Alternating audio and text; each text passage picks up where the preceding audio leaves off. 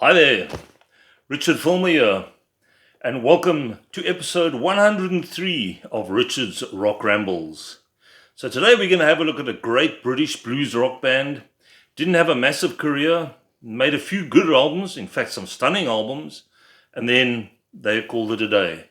Talking about the great British band Free. And these guys started in 1968. They released their debut album called Tons of Sobs, which did okay, but they hadn't yet found their feet.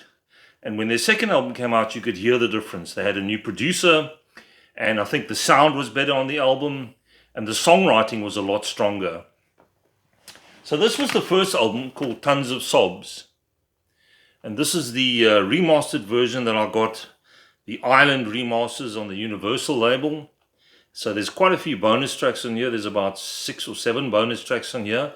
This is a good album. As far as debuts go, it's pretty strong. Over the Green Hills is a great track. Worry, Walk in My Shadow, Wild Indian Woman, I'm a Mover. That track's been done by quite a few people.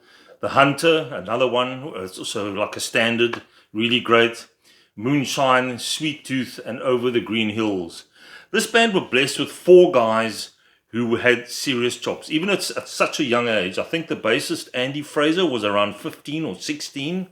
He was recommended to the guys by John Mayall. He'd hung around with the John Mayall's Blues Breakers. Because at the time in the UK, the blues explosion was happening, which I always found so weird because the blues originated in the States, but it was virtually ignored in America.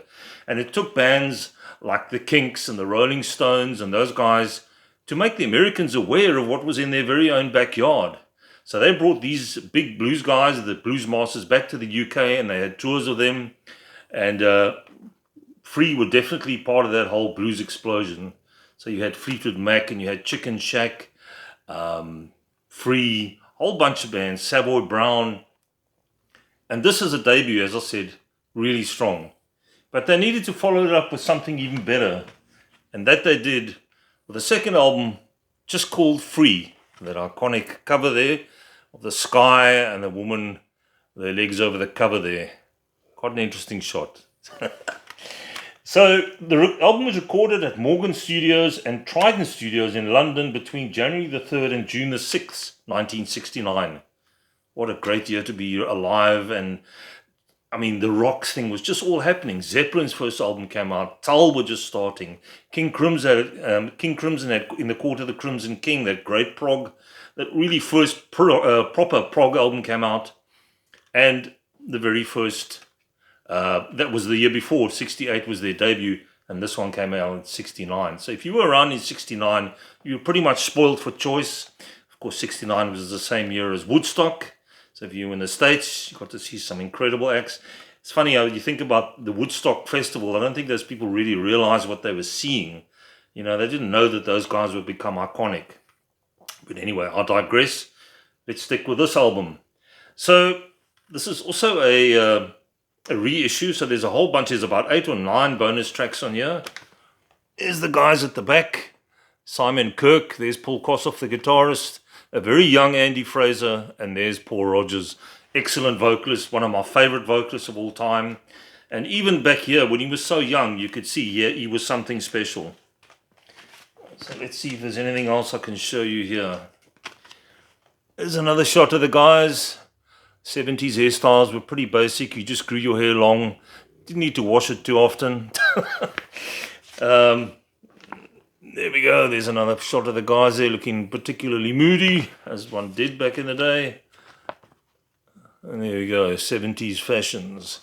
So what you have in here is the whole story of the album, how it was recorded, etc. And it's even the bonus tracks, they talk about them as well, which is quite cool. So in the band you had Paul Rodgers on lead vocals. Excellent singer, one of my favorites, like I said. Very strong. He could do the soul stuff, he could do the blues, he could do all the rock stuff. He was the complete package as far as singing went. Then you had Paul Kossoff on lead guitar. One of the great tragedies in rock is how early this guy died. I mean, he didn't last much long after this. They did a few more albums. He got involved with heroin eventually and all the rest of it, and that was the end of him. Died at a very young age, and so much promise. Andy Fraser on bass, He also played rhythm guitar on the album, acoustic guitar, and piano. So he was quite an accomplished guy.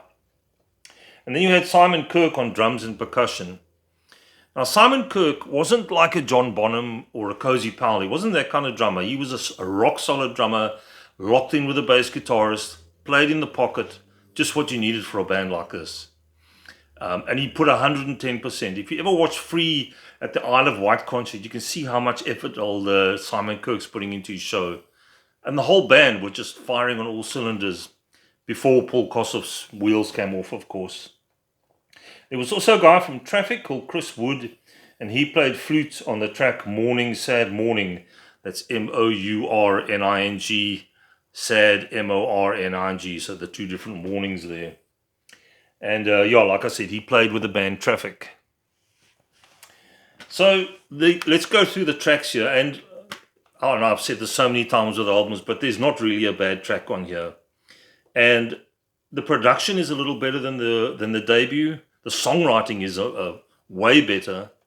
It's not a heavily up-tempo album. It's quite slow blues, but it's done with such feeling that it doesn't matter. Especially when you've got a soulful singer like Paul Rodgers, who puts every ounce of feeling into each song.